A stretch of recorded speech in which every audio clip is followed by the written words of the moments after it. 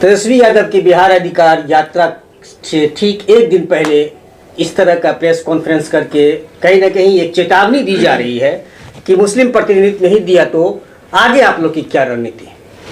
देखिए, यह जो प्रेस कॉन्फ्रेंस है इस पर एक शायरी मुझे याद आती है कि उम्र भर गालिब मैं बस यही भूल करता रहा, धूल चेहरे पर थी और आईना साफ करता रहा।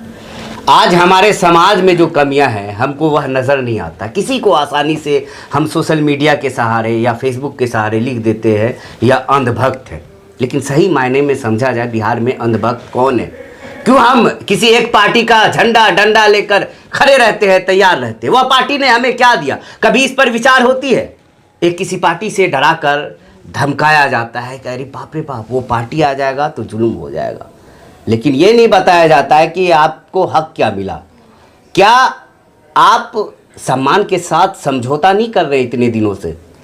कोसी क्षेत्र की बात करें, मधेपुरा, सहरसा, सुपौल, मैं जवाहर सलार फाउंडेशन भी चलाता हूँ। या 3 जिला है, 3 जिले में मेरे पास सैकड़ों मरीज आते हैं पैरवी के लिए कि IGMS जाना है, पटना जाना, इलाज नहीं हो पाता।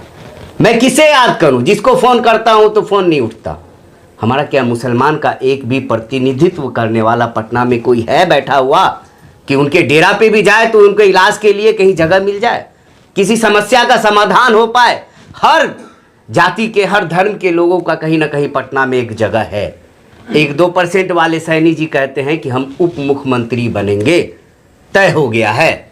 यहाँ 18% वाले क्या कहते हैं कि हम झंडा ढोएंगे, डंडा लेके चलेंगे, चादर बिछाएंगे, दरी बिछाएंगे, लेकिन अपने हक की आवाज़ कोई नहीं उठाता। आज हम यहाँ बैठे हुए हैं आम नागरिक की तरह, किसी पार्टी से मुझे सरोकार नहीं है, लेकिन जब हम हक की बात करेंगे तो लोग कहेंगे अरे बाप रे बाप, बीजेपी का बी टीम है, नुकसान करेगा, अरे इलेक्शन के समय ऐसा नहीं करना चाहिए, बाद में देखा जाएगा।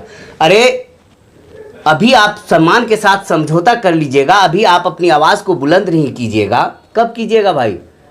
किसी पार्टी को आप जिताने का फैसला ले लेते हैं। यह एक खास बात हम अपने यादव भाइयों के लिए कहेंगे, मुसलमान मोहब्बत की दुकान में जाना पसंद करते हैं, और मुसलमान की जब मोहब्बत की दुकान खुलती है, वह विधायक उम्मीदवार रहते हैं, तो यादव भाई उसको वोट नहीं देते।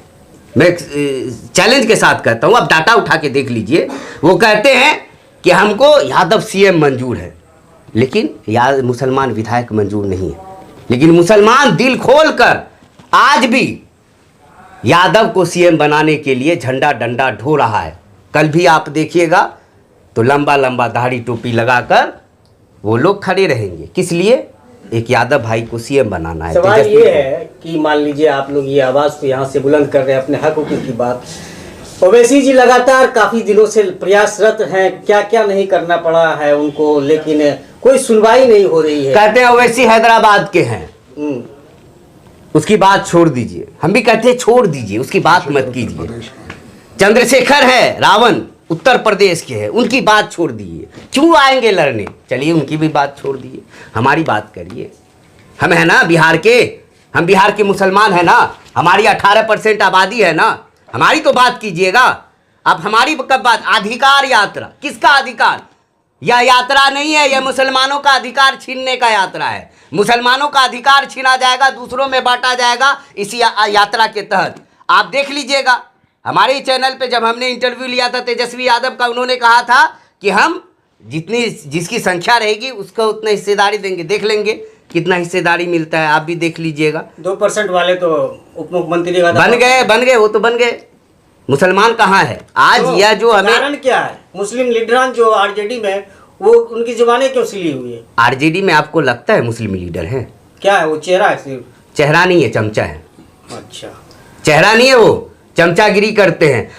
अपने हक हुकूक की लड़ाई, आप किसी भी पार्टी में रहिए, अपना एक एजेंडा सेट कीजिएगा ना, कि अपने आला कमान को देखिएगा कि आला कमान अगर सर हिलाएंगे तो हम सजदे में झुक जाएंगे।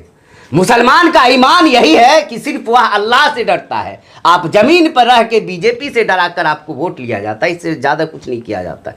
आप किससे डरते हैं? कभी कहता है कि अरे वोट दे दो, हमें दे दो, हम सेकुलर पार्टी है, हमको वोट दो और हमको जिताओ, नहीं तो बीजेपी आ जाएगी। अरे मियाँ को रहने देगा।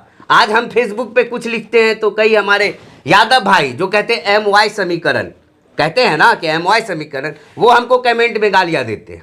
वो लिखते हैं कि बीजेपी आएगा तब ही मियाँ का औकात पता चलेगा। क्या औकात पता चलेगा?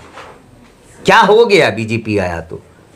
हम अपनी लड़ाई, हक की लड़ाई लड़ रहे हैं, हमको जीत भी मिल रही है। वक्त पे हमने जीता ना, सुप्रीम कोर्ट से हमें न्याय मिला ना। हमको अपने संविधान पर भरोसा है, हमको अपने अल्लाह पर भरोसा है कि हम सिर्फ उनसे डरते हैं, दुनिया में किसी से नहीं डरते हैं। अब बात होगी तो सम्मान के साथ समझौता की बात होगी। एक आह्वान है कि हमारे कोसी में एक प्रतिनिधित्व का मुसलमान को मौका दिया जाए। अगर इस पे बात नहीं होगी तो यह तो एक प्रेस कॉन्फ्रेंस है। हम लोगों के बीच जाएंगे, हम मुहिम चलाएंगे, हम आंदोलन करेंगे। एक आम नागरिक का आंदोलन में इतना ताकत है, वह दिखा देंगे हम। और मुसलमान का ये बपोती वोट समझते हैं ना कि मेरा बपोती वोट है, कहीं नहीं जाने वाला, डर के तो मुसलमान देगा ही। इस बार पता चल जाएगा। मुसलमान नोटा पर भी वोट डालना जानते हैं, मुसलमान निर्दलीय को भी जिताना जानते हैं, मुसलमान किसी और भी पार्टी को वोट दे देंगे। लेकिन अगर सम्मान नहीं मिलेगा तो तथाकथित सेकुलर पार्टी को वोट नहीं मिलेगा, लिख के दे देते हैं। तो कहने का मतलब है कि अगर ये वादा अगर तेजस्वी जी कल नहीं करते हैं तो आगे आप लोग एक आंदोलन करेंगे आरजेडी के खिलाफ मुसलमानों के बीच जाकर। और ये पूरे बिहार में ये आंदोलन चलेगी और जगह जगह हम लोग जाएंगे, एक कैंपेनिंग किया जाएगा। जान जाए जवान न जाए, और चाहे कुछ भी हो जाएगा, इसके लिए हम लोग मरते दम तक लड़ते रहेंगे। क्या नाम हुआ? मेरा नाम शाहनवाज उर्फ जोहान सलार हुआ।